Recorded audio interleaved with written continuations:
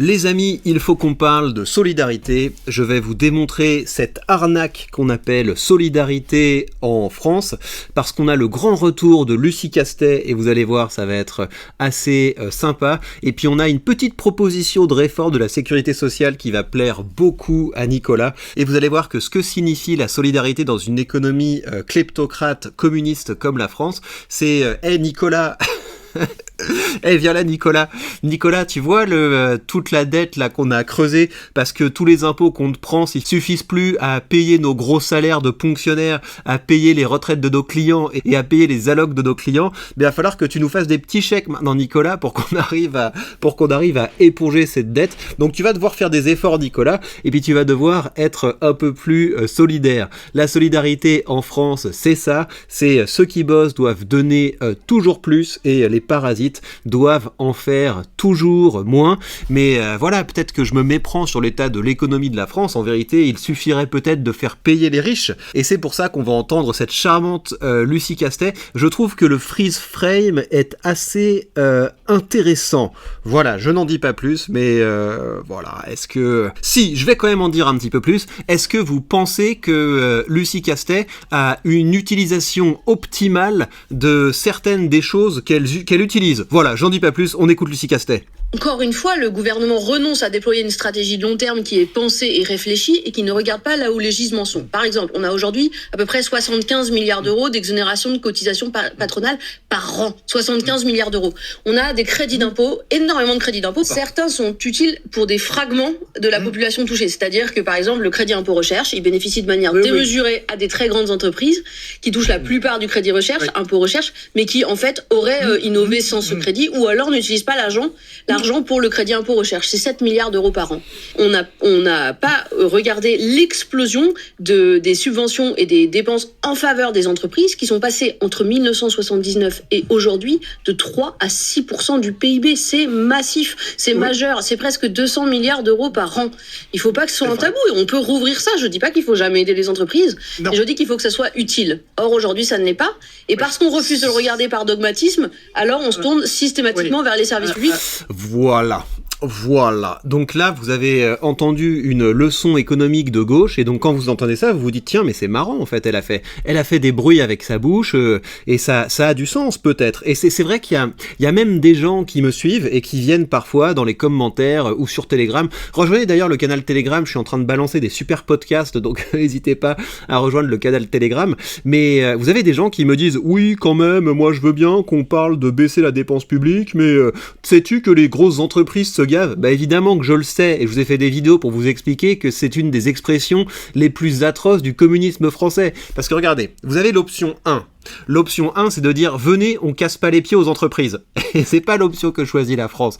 L'option que choisit la France, c'est « Venez, on écrabouille les entreprises d'impôts au point que les entreprises françaises sont dans le coma. Et ensuite, pour ranimer ces entreprises, on leur fout une perfusion. Et dans cette perfusion, on fout de la dette et on fout le sang des petits entrepreneurs et le sang des petits patrons. C'est ça que fait la France. Pourquoi est-ce qu'il y a des aides aux entreprises? Parce que la France massacre tellement les entreprises d'impôts qu'elle essaie de compenser en foutant des aides. Donc c'est un système qui est complètement délirant. Donc évidemment qu'il faudrait arrêter toutes les aides aux entreprises, mais il faudrait dans le même temps arrêter toutes les aides tout court. Il faut arrêter d'entretenir des gens à ne rien faire. Ça permettrait de baisser les impôts aux entreprises. Donc on pourrait faire un truc tout simple. T'arrêtes de casser les pieds aux entreprises, t'as de la croissance, t'as de l'emploi, t'as de la création de richesse. Mais en France, on fait pas ça. En France, on préfère encore une fois massacrer les entreprises et après on compense en imprimant de la dette et en taxant comme des malades Nicolas. Donc c'est vraiment n'importe quoi. Voilà. Mais pendant ce temps-là, bah, vous avez des ponctionnaires. Moscovici, mais les mecs, Moscovici quoi. Moscovici. C'est Moscovici, s'il y a bien un mec qui a passé sa vie à vivre de nos impôts, c'est quand même lui. Mais tous, en fait, tous, Lucie Castet, c'est pareil. Et donc quand ces gens nous parlent d'efforts, bah, gardez à l'esprit que ces gens n'ont jamais fait d'efforts. Ces gens n'ont passé leur vie qu'à encaisser des chèques en épongeant la sueur des gens qui bossent. Et donc quand ces gens viennent nous parler d'efforts, bah voilà, ça... faut que ça parte au bout d'un moment. J'ai été ministre des Finances, il y a une douzaine d'années, je m'étais illustré par une formule sur le ras-le-bol fiscal. Je continue de penser que dans notre pays, on a aussi un taux de prélèvement obligatoire très élevé et qu'on ne peut pas continuer à utiliser en priorité le levier fiscal. Ça, je le crois. Et je dis aussi que c'est... Et je dis aussi, il a dit un « et », en fait, c'est son conseiller en communication qui lui a dit « non, mais dis pas des « mais », dis des « et », parce que quand tu dis des « mais », les gens se disent « tiens, il y a un « mais ». Mais non, en fait, c'est un « et », donc ça va. C'est par des économies sur la dépense publique qu'on finira par résorber nos déficits et par maîtriser notre dette. Cela dit, est-il possible Non, il a balancé un cela dit, en fait, je me suis trompé. Pas de s'abstenir, de s'affranchir de tout effort de prélèvement obligatoire. Je ne le promettrai pas aujourd'hui. Pourquoi ? Pour deux raisons. D'abord parce que... Mais ça mérite tellement des claques. Alors, est-ce que je dis pourtant qu'il n'est pas parfois un petit peu nécessaire, moyennant l'usufruit d'augmenter certains prélèvements obligatoires ? Je ne dis pas ce que je n'ai pas dit, mais en fait, voilà, vous voulez tous augmenter les impôts parce que c'est ce que vous faites dans la vie. Vos salaires viennent de nos impôts, donc redescends un peu, Pierrot. Vraiment, au bout d'un moment, ces gens me font péter un câble. Ils sont complètement ravagés. Les questions de rendement financier, et je ne sais pas exactement quel danger il faut trouver. Et la deuxième, c'est parce qu'il y a aussi des questions d'équité, de justice. Et puis, enfin, il y a une troisième raison.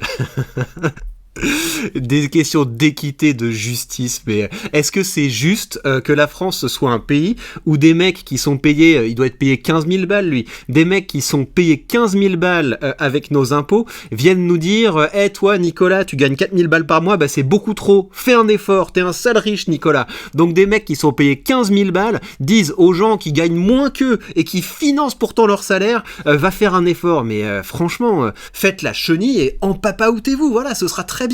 C'est vers ça qu'il faut aller. Ça, ce serait un projet pour la France. Empapaoutez-vous. C'est comme les trois mousquetaires, qui a un problème de faisabilité politique. Il faudra trouver une majorité. C'est pas... Ouais, non, les trois mousquetaires. C'est ça, c'est Nicolas pour tous et tous pour lui-même. Enfin, c'est n'importe quoi. Nicolas pour tous et tous pour sa petite retraite, tous pour son petit RSA, tous pour son petit chômage, etc.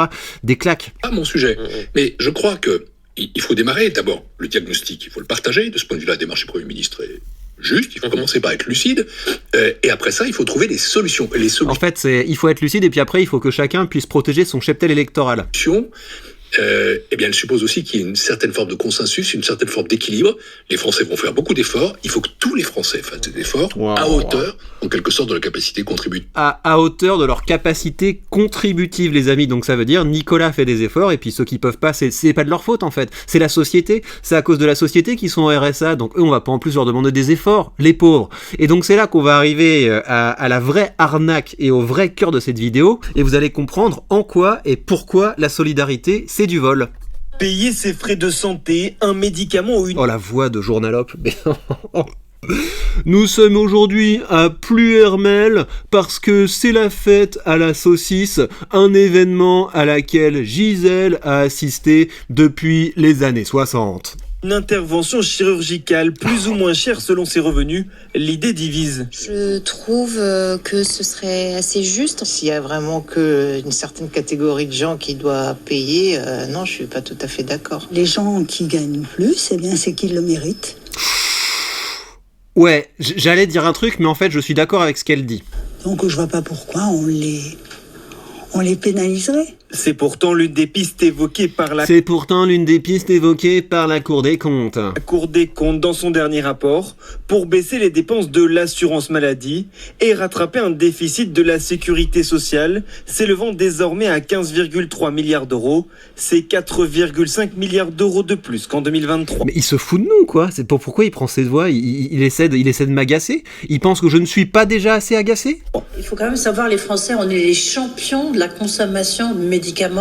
40 000... Ah, et vous savez quoi ? Ceux qui consomment le plus de médicaments, c'est ceux qui contribuent le moins au système social. Hop, pardon, je l'ai dit. Mais vous voyez les petits gauchistes là qui... en fait, on a l'impression que leur pseudo sur Twitter, c'est un diagnostic médical. Oui, TDAH, autiste, neurodifférent, etc. Et donc ces mecs se sont fait des faux diagnostics à 2 balles pour dire « Non, mais en fait, je suis comme ça parce que je souffre, je suis au RSA, c'est normal, j'ai mal, etc. » Bah, ce sont les gens qui contribuent le moins, qui se bourrent le plus de cochonneries de médicaments. Une boîte par an, alors que là où les autres sont à des niveaux bien moindres. Pour mettre un terme à cette envolée, elle propose de lutter plus efficacement contre les fraudes, faire payer davantage les complémentaires santé, mais aussi repenser le champ des remboursements en fonction du niveau de revenu des assurés, avec comme modèle le système. Mais c'est quoi le délire? C'est qu'ils ont besoin d'un quota en fait à BFM TV pour avoir des critères ESG? Non mais qu'est-ce que c'est que cette voix? Est-ce que je suis trop est-ce que je suis un normie? Voilà, est-ce que je fais du validisme? Mais est-ce que vous trouvez que cette voix de journaliste est normale? Thème allemand. Les gens les plus riches payent déjà davantage que les gens les plus pauvres en termes praticables. En fait, on va pas avoir une carte vitale gold et... Impossible n'est pas français, mon pote. Il y aurait effectivement, plus t'es pauvre, plus t'auras une carte de la sécurité sociale gold. C'est normal, voilà, c'est la solidarité. T'es pas solidaire, bah c'est mal. Une carte vitale démonétisée. On a une véritable justice sociale en France et elle est non pas sur les dépenses, mais sur les recettes. L'objectif est de réaliser entre 19 et 21 milliards d'euros d'économies d'ici à 2029, pour commencer, selon la Cour des comptes, à rétablir l'équilibre financier de la sécurité sociale. Donc vous comprenez le délire, et ça c'est quelque chose qui existe déjà dans les crèches et qui existe déjà à l'école pour la cantine ou des trucs comme ça, c'est-à-dire que les familles qui ont le plus de moyens, donc c'est-à-dire les familles qui ont le plus de mérite, eh bien ces familles se font éclater